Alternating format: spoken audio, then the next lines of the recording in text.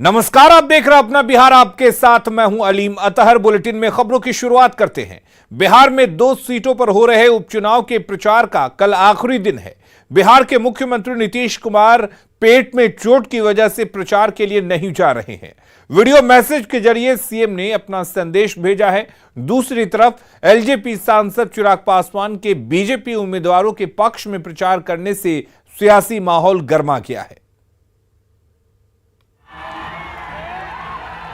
यह चुनाव तय करेगा इस देश का भविष्य।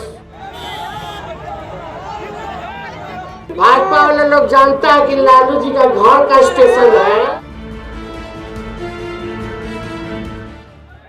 बिहार में आजकल उपचुनाव के प्रचार का जोर और बयानों का शोर खूब सुनाई दे रहा है। प्रचार खत्म होने में चंद घंटे ही बाकी हैं। दोनों गठबंधनों ने अपने अपने उम्मीदवारों को जिताने के लिए एड़ी से चोटी तक का जोर लगा दिया है। बिहार की चुनावी फिजा तब और ज्यादा गर्म हो गई जब बीजेपी उम्मीदवारों के लिए प्रचार करने एलजेपी सांसद चिराग पासवान भी मैदान में उतर पड़े। बिहार के मुख्यमंत्री नीतीश कुमार ने चिराग पासवान को बच्चा कहा, साथ ही ये भी कह दिया कि वो बीजेपी की बी टीम है। ये उन्हें पहले से पता है। किसको बहाना मिला? वो तो था ही सब दिन। अब आपको मालूम नहीं है कि उसके पिताजी का कितना हमने किया था, सम्मान ही नहीं दिया था, उनका हमने समर्थन किया था। शुरुआती दौर की बात है। अभी सब तो बच्चा न है जी। बेहवा तो दूसरा वहां जाके दिल्ली में न किए हैं। चिराग पासवान के बीजेपी के लिए प्रचार करने पर डिप्टी सीएम तेजस्वी यादव ने भी निशाना साधा। तेजस्वी ने कहा, प्रचार के लिए दूसरे राज्यों से भी नेताओं को बुलाया जा रहा है। ये बीजेपी की हताशा को दिखाता है। पड़ोसी राज्यों से लोगों को बुलवाया जा रहा है। जो बाहरी लोग हैं उनको जो है चुनाव प्रचार के लिए बुलाया जा रहा है। तो आप समझ सकते हैं ना। अब पता नहीं कौन कौन लोग आएगा, अब कौन कौन लोग प्रचार करेगा। उस सब लोगों का अपना अधिकार है, अपना प्रचार करता रहता है। यानी स्पष्ट हो गया कि हालत जो है एनडीए की वो नाजुक है। बयानों के तीर एनडीए की तरफ से भी चले। चिराग पासवान ने आरजेडी और जेडीयू गठबंधन को बेमेल करार देते हुए आरजेडी उम्मीदवार के पक्ष में नीतीश कुमार के प्रचार न करने पर निशाना साधा। जदयू के राष्ट्रीय अध्यक्ष जिनकी वजह से आज अनंत जी इस परिस्थिति में, और कल तक वो उनको क्या कुछ नहीं कहते थे, और आज भी गठबंधन में ईमानदारी है। बगल में रहने वाले मुख्यमंत्री नीतीश कुमार जी अपने पांव की चोट का हवाला देके यहाँ नहीं आते, तो अपने में दर्शाता ये कोई ईमानदार गठबंधन नहीं है। और देखिए, गठबंधन के मायने भी नहीं हकीकत। तो वहीं विधान परिषद के नेता प्रतिपक्ष सम्राट चौधरी ने सीएम नीतीश कुमार को चुनाव लड़ने की चुनौती दे डाली।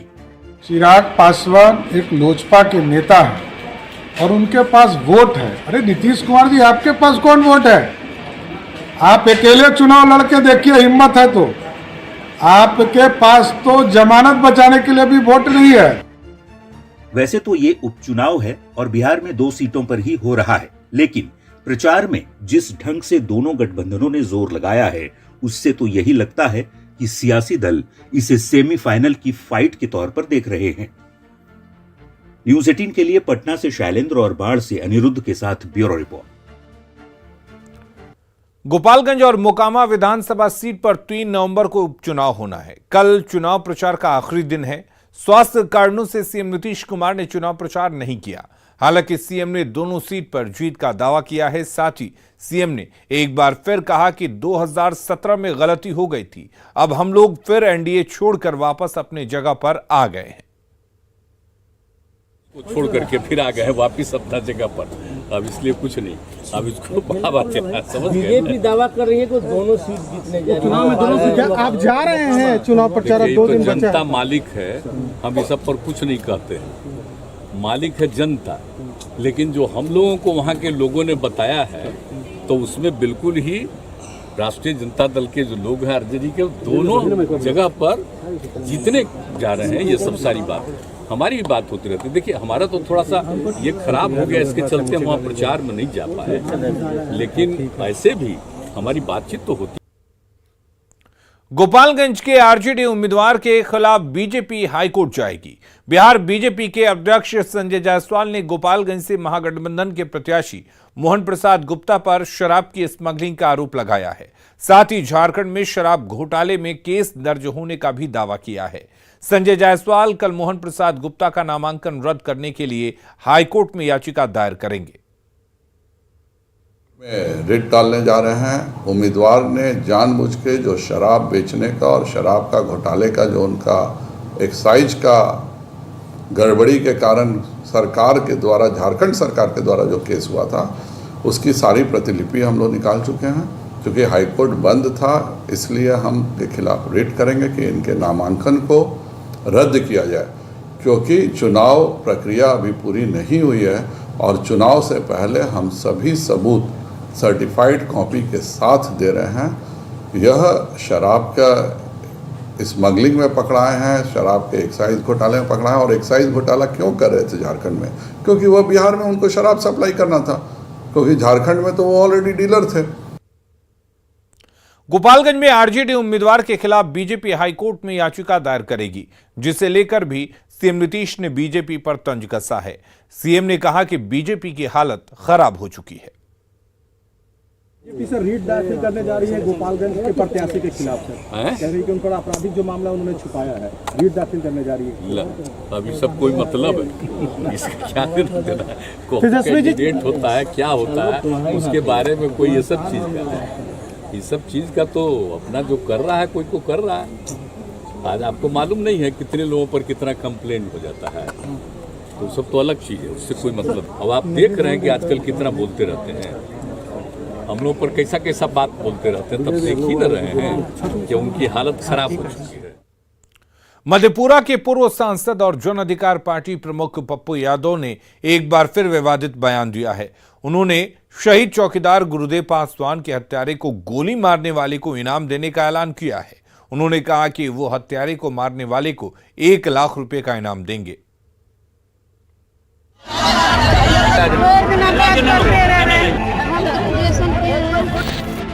यदि अपराधी इतना बड़ा है, हमें तो सीधा चैलेंज करके कहे छे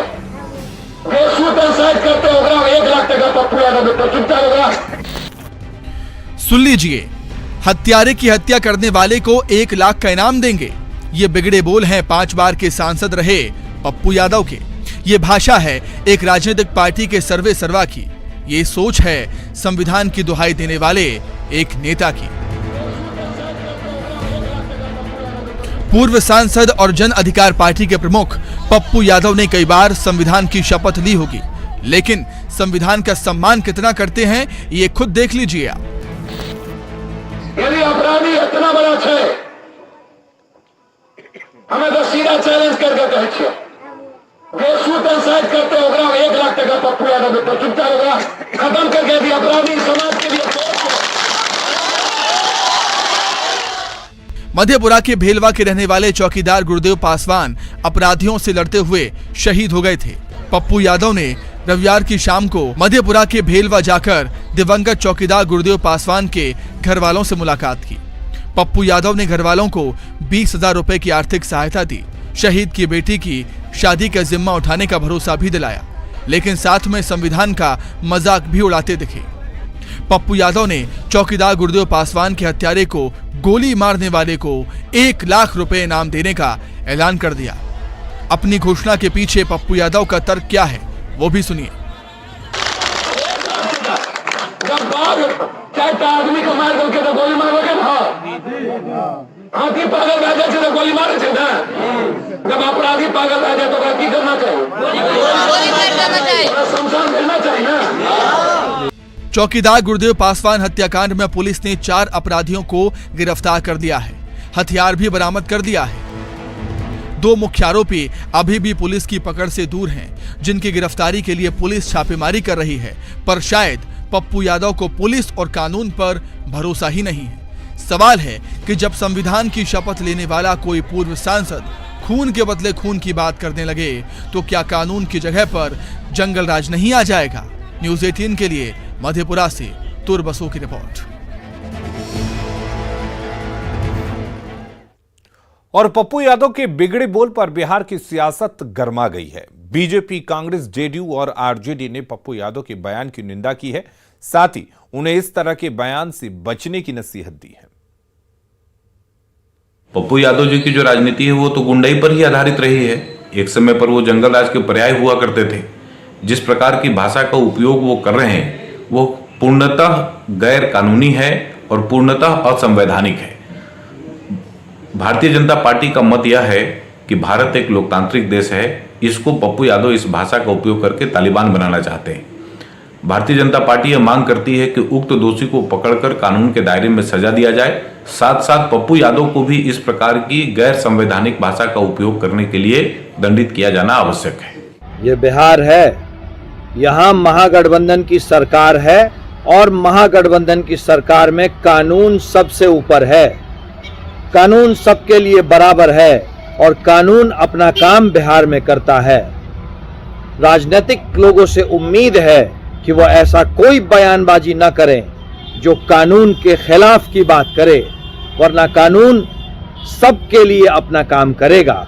गुरुदेव पासवान की हत्या बेहद नृशंस घटना है, दुर्भाग्यपूर्ण और दुखद घटना है। इस तरह की घटनाओं का समाज में कहीं स्थान नहीं हो सकता। लेकिन एक बात तय है, जो भी दोषी हैं उन पर सख्त से सख्त कार्रवाई होगी, प्रशासन अपना काम करेगा।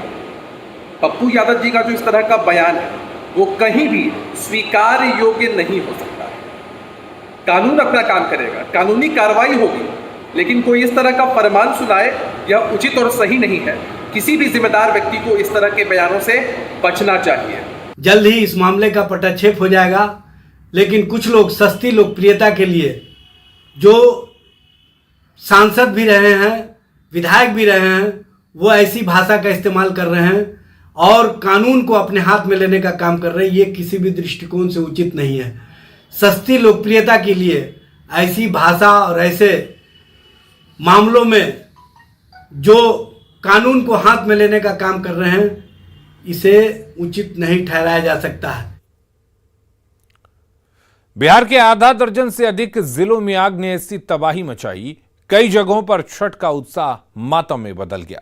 नवादा में जहां किचन में सिलेंडर ब्लास्ट में एक ही परिवार के 3 सदस्यों की मौत हो गई, वहीं कई जगह छोटी छोटी लापरवाही की वजह से भड़की आग की लपटों ने जिंदगी भर की कमाई और कमाई का जरिया भी छीन लिया।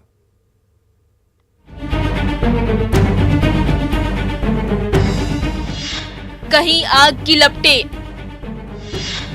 कहीं धुएं का गुब्बार, कहीं परिवार तबाह, कहीं कमाई हुई खाक।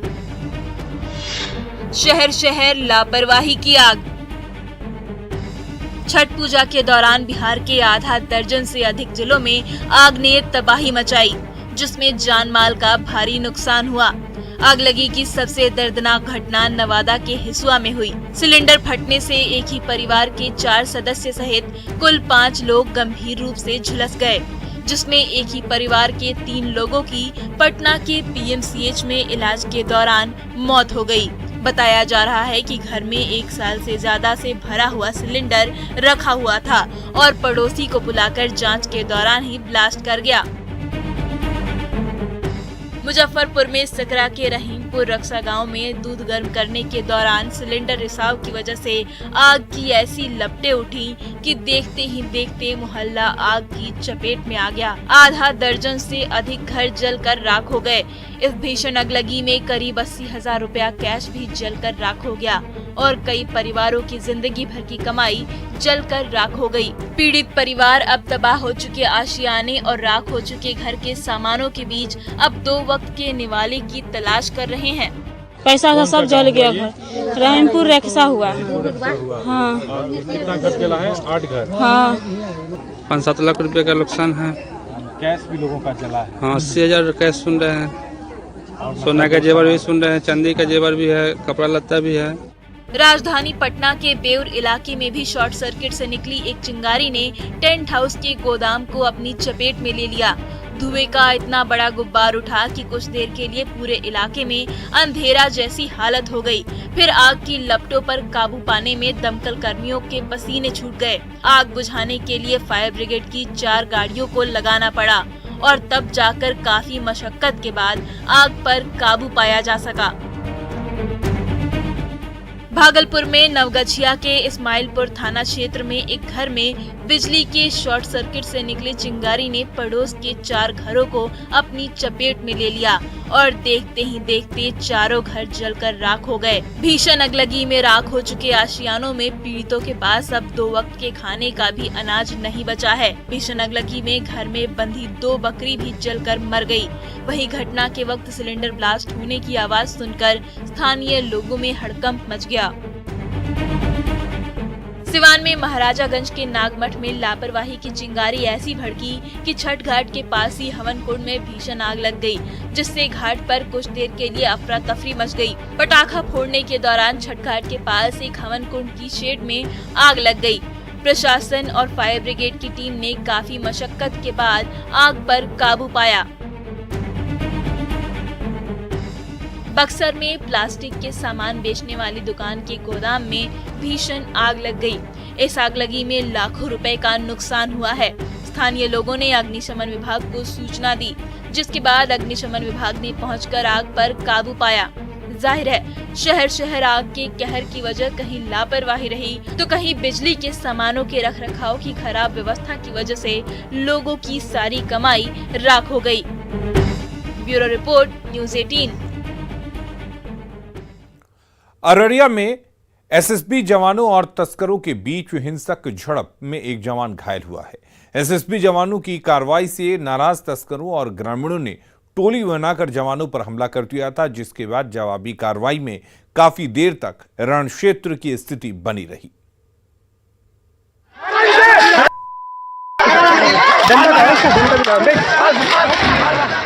एसएसबी जवानों और ग्रामीणों के बीच पकड़ा पकड़ी और हिंसक झड़प की ये तस्वीर अररिया के फारबिसगंज की है।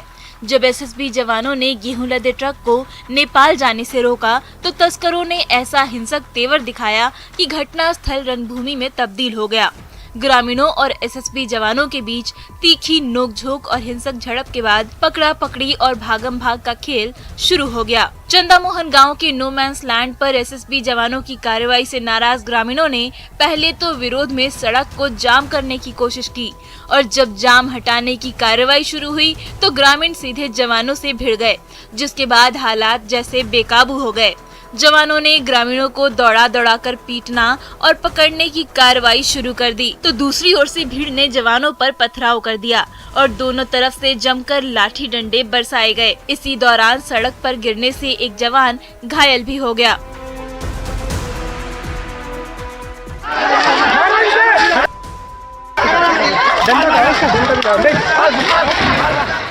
कुर्साकांड प्रखंड के इलाके से तस्कर एसएसबी जवानों की आंखों में धूल झोंककर अवैध सामानों की तस्करी करते हैं। इसी दौरान एसएसबी 56 बटालियन की टीम ने जब 2 ट्रैक्टर पर लदे 11 क्विंटल गेहूं को नेपाल जाने से रोक दिया तो नजदीकी लोगों ने जत्था बनाकर जवानों पर हमला कर दिया और हालात इतने हिंसक हो गए कि एसएसबी के 3 कैंपों से भारी संख्या में जवानों को बुलाने की नौबत आ गई, जिसके बाद एसएसबी जवानों ने चुन चुनकर आरोपियों को गाड़ी में ठूंसना शुरू किया। हालांकि इस दौरान ट्रैक्टर का ड्राइवर फरार हो गया, लेकिन गेहूं के मालिक एमडी मुराज को हिरासत में लिया गया है और अब आगे की कानूनी कार्रवाई की जा रही है। सतीश कुमार मिश्रा, न्यूज़ 18 अररिया। और अपना बिहार के इस बुलेटिन में फिलहाल के लिए इतना ही। आगे देखेंगे झारखंड की खबरें। जोहार झारखंड में।